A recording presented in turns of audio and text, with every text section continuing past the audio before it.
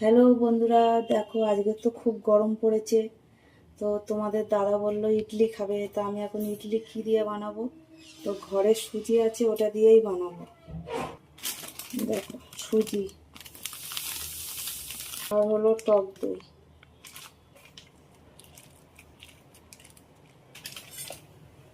দিয়ে মিক্স করে 1 ঘন্টা রেখে দেবো। দেখো, দই দিয়ে ভালো করে মেখে রেখেছি, 1 ঘন্টার জন্য রেখে দেবো, তারপরে ইডলি বানাবো। তো এটা 1 ঘন্টা রেখেছিলাম। 1 ঘন্টা পরে দেখো কতটা ফুলে গেছে। 400 দই আর 500 সুজি, দেখো কতটা ফুলে গেছে। এখানে আমি অল্প খাওয়ার সোডা দিয়ে দিলাম। ইডলি বানানোর জন্য গ্যাস জ্বেলে দিলাম, ইডলি কড়াই বসিয়ে দিলাম, দিয়ে দেবো জল। জলটা একটু গরম হোক।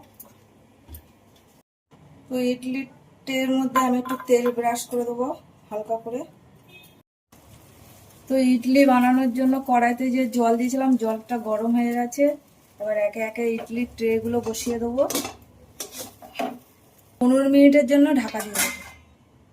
আমি বলেছিলাম 15 মিনিট, তা দেখো 10 মিনিটই হয়ে গেছে। আর একটু টুথপিন দিয়ে দেখবো যে এর গায়ে লাগে কিনা। দেখো একদম লাগেনি, তার মানে হয়ে গেছে। এবার নামিয়ে নেবো। তো দেখো আমার ইডলি কিন্তু একদম পুরো রেডি, আর সাথে সেই নারকেলের চাটনি।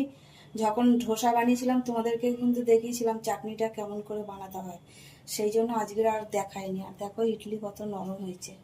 তোমরা এরকম ঘরে কিছু না থাকলে সুজি আর টক দই দিয়ে বানাবে, খুব ভালো লাগবে খেতে। একবার খেয়ে দেখো, খুব ভালো লাগে। তো আমার ভিডিওটা যদি ভালো লাগে, লাইক করো, কমেন্ট করো, শেয়ার করো। আর তোমরা সবাই সুস্থ থেকো, ভালো থেকো, টাটা।